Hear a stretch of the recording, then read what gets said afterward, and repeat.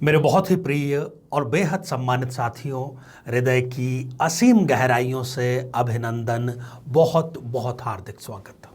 साथियों, चर्चा हमारी इन दिनों चल रही है कि किस लग्न में आपको कौन से रत्न भूल कर भी धारण नहीं करने चाहिए। और क्यों नहीं करने चाहिए? क्योंकि ये रत्न ही आपके पतन का कारण बन सकते हैं। ऐसा नहीं कहूँगा, बनेंगे ऐसा कहूँगा। कारण है बहुत दूर का अनुभव। साथियों, आज हम चर्चा करेंगे धनु लग्न की जन्म पत्रिका के बारे में। और यदि आप अपने लग्न से संबंधित एपिसोड देखने से आपका रह गया है तो यहाँ आई बटन में हम जो प्लेलिस्ट है उसका लिंक प्रोवाइड कराएंगे ताकि जाकर के आप उसको विस्तार से देख सकें। साथियों, धनु लग्न में कौन से 3 रत्न आपको भूल कर भी धारण नहीं करने चाहिए, इस पर हम चर्चा करें। इससे पहले 3 बेहद महत्वपूर्ण सूचनाएं। साथियों, सबसे पहला तो यही कि हम हमारे प्रत्येक एपिसोड के अंत में किसी न किसी जातक के प्रश्न का उत्तर देते हैं और ये प्रश्न हमें प्राप्त होते हैं आप लोगों के ही द्वारा यूट्यूब कमेंट के माध्यम से। जब भी आपको अपना कोई कमेंट लिखना हो उससे पहले आपको लिखना है #आचार्य चंद्रकांत। और साथ ही ये बिल्कुल भी नहीं भूलना है कि इस एपिसोड के अंत में हम जो प्रश्न आपसे पूछेंगे उसका सही उत्तर उस कमेंट के साथ में अवश्य लिखा होना चाहिए। साथियों, दूसरी महत्वपूर्ण सूचना है लाइव कार्यक्रम को लेकर के। हमारे नवीन चैनल जिसका कि नाम है साधना सिद्धि, आप उसको YouTube पर जाकर के सर्च भी कर सकते हैं और डिस्क्रिप्शन में हम उसका लिंक भी दे रहे हैं, वहां जाकर के भी आप उसको सब्सक्राइब कर सकते हैं। तो प्रत्येक माह के अंतिम रविवार दोपहर लगभग 12:15 बजे हम उस चैनल पर लाइव प्रस्तुतिकरण करेंगे और उसमें हमारा प्रयास ये रहेगा कि हम अधिक से अधिक लोगों के कमेंट शामिल करें। तो इसका लाभ आप अवश्य लीजिए। तीसरा हमारी सूचना है जो कि वैक्सीनेशन सर्टिफिकेट और वैक्सीनेशन जागरूकता को लेकर के है। यदि आपने या आपके परिवार के किसी भी सदस्य ने वैक्सीन की दोनों डोज ले ली है, सुरक्षा चक्र को पूरा कर लिया है, तो वो फाइनल सर्टिफिकेट आपको व्हाट्सएप नंबर जो कि अभी आपको स्क्रीन पर नजर आ रहा है उस पर भेजना है और इसके बदले हम आपको देंगे निःशुल्क मार्गदर्शन। अब इसका तरीका यह है कि सर्टिफिकेट आप भेज देंगे और सर्टिफिकेट आपको 28 अगस्त से पहले पहले भेजना है। जो कार्यक्रम है वो प्रसारित होगा 30 अगस्त को अर्थात जन्माष्टमी के दिन। इस संबंध में आप फोन कॉल ना करें, व्हाट्सएप पर ही आप इसके बारे में जानकारी ले सकते हैं। सर्टिफिकेट के साथ में आप date of birth, time of birth, place of birth भेजें और कोई एक प्रश्न साथ में भेजें। तो आइए साथियों, बात करते हैं हम आज के मुद्दे की। बात करते हैं धनु लग्न की।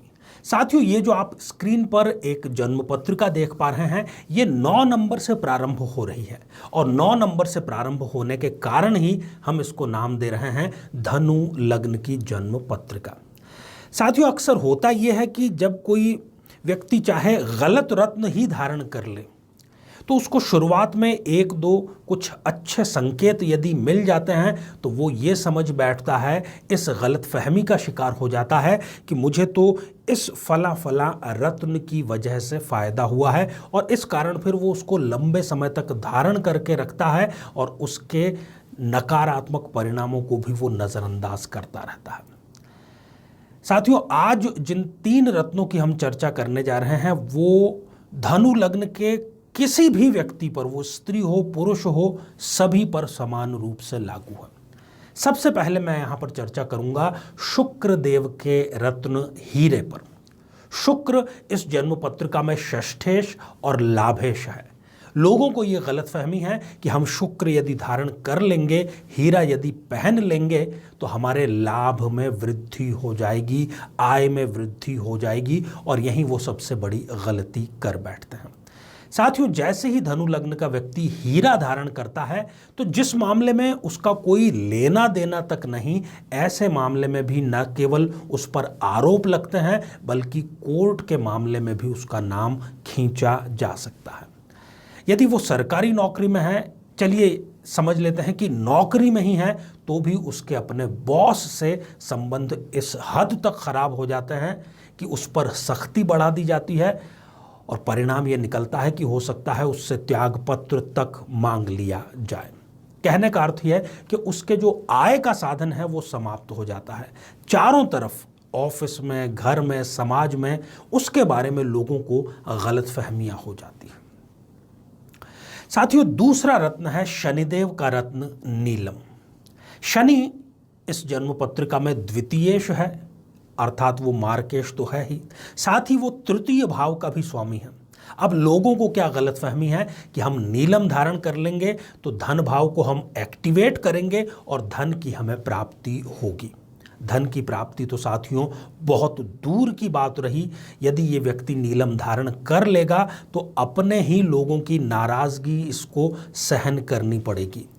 जो भी गलती हुई है ऑफिस में, घर में, भले ही उसका कोई लेना देना आपसे ना हो, परंतु उसका आरोप आपके ऊपर जरूर लगेगा। यदि आप खास तौर पर सरकारी नौकरी कर रहे हैं तो उसमें किसी न किसी प्रकार का व्यवधान, किसी न किसी प्रकार की बाधा, आरोप जरूर ही लगेगा और कोर्ट कचहरी से आपका रोज का आना जाना लगता चला जाएगा।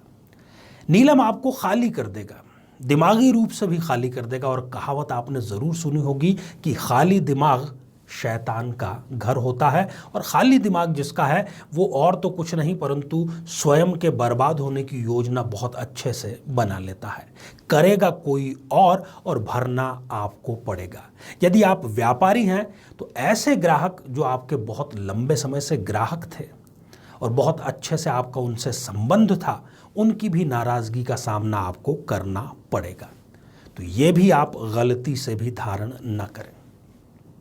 साथियों, तीसरा रत्न है चंद्रमा देवता का रत्न मोती। चंद्रमा इस जन्म पत्रिका में अष्टमेश है, त्रिक भाव का स्वामी है। गलती से भी धारण नहीं करना चाहिए। कई लोगों को ये गलतफहमी हो जाती है कि चंद्रमा बहुत एक ठंडा सा ग्रह है और उसके रत्न को धारण करें न करें कोई विशेष फर्क नहीं पड़ता। फर्क पड़ता है साथियों। यदि धनु लग्न का व्यक्ति चंद्रमा का मोती धारण कर बैठेगा तो उसके ससुराल से संबंध तुरंत ही खराब हो जाएंगे और उसके जो दाम्पत्य जीवन में खटास का मामला है वो भी कोर्ट के दरवाजे पर जा सकता है। प्रेम प्रसंगों में आपको असफलता निश्चित रूप से मोती यहां पर देगा और हो सकता है कि आप किसी बीमारी के कारण हॉस्पिटल में भर्ती हो जाएं, ऐसी नौबत तक आ जाए। किसी प्रकार के फाइनेंशियल फ्रॉड, किसी प्रकार के गलत निवेश का शिकार भी यहां पर मोती आपको कर सकता है। साथियों, मैंने अपने प्रैक्टिस के दौरान बहुत सारी गलतफहमियां देखी है। जितने ग्रह उस व्यक्ति को दुख ही नहीं कर रहे थे, उसने स्वयं रत्न धारण करके उन दुखों को आमंत्रित कर लिया है। ये जरूरी नहीं है कि आपको जिसकी महादशा चल रही है आप उसका रत्न धारण करें। ये जरूरी नहीं है कि आपको रोग हो गया है तो आप मूंगा धारण कर लें। कोई जरूरी नहीं है कि आप यदि पन्ना धारण करेंगे तो व्यापार में आप शिखर पर पहुंच जाएंगे। गुस्सा शांत करने के लिए मोती धारण करने की कोई जरूरत नहीं है। साथियों, मेरा बहुत ही ईमानदारी पूर्ण ये प्रयास है कि आप तक सही जानकारी सही समय पर पहुंचाई जाए, परंतु इसका लाभ तब तक नहीं होगा जब तक आप उसको जीवन में अपनाते नहीं हैं।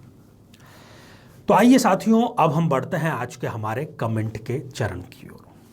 आज हमने कमेंट शामिल किया है विद्या पी जी का, जो कि उन्होंने लिखा है बंगलुरु कर्नाटक से। विद्या जी, आपने जानना चाहा है कि आपका विवाह कब संपन्न होगा, आखिर शादी होगी तो होगी कब। विद्या जी, आपकी जन्म पत्रिका में सप्तमेश शुक्रदेव हैं, परंतु वो अष्टम भाव में जाकर के बैठ गए हैं, एक त्रिक भाव में जाकर के बैठ गए हैं। तो बिना ठीक से कुंडली मिलाए आपको विवाह बिल्कुल भी संपन्न नहीं करना है। और हाँ, खुशखबरी की बात यह है कि इसी साल सितंबर के बाद में आपको एक रिश्ता आएगा और आपको कुंडली मिलान करके विवाह बंधन में बंध जाना चाहिए। तो साथियों, अब आज का बेहद ही आसान सा प्रश्न। आज हमने चर्चा की धनु लग्न की, चर्चा की 3 ऐसे रत्नों की जो धनु लग्न के व्यक्ति यदि धारण करेंगे तो उनका पतन सुनिश्चित है। तो वो 3 रत्न कौन से हैं? साथियों, आप सभी स्वस्थ, समृद्ध और शांतिपूर्वक जीवन व्यतीत करें। नमस्कार। जीवन में किसी समस्या का सामना कर रहे हैं, जैसे कि शादी में देरी होना, पति पत्नी में मनमुटाव या तलाक तक की नौबत आ जाना, संतान का प्राप्त न हो पाना, नौकरी या धन प्राप्ति में बाधा आना, जीवन के प्रत्येक क्षेत्र में किसी न किसी प्रकार की बाधा आना, तो आज ही अपनी जन्म पत्रिका का संपूर्ण विश्लेषण करवाएं और पाएं समस्या से सदैव के लिए मुक्ति।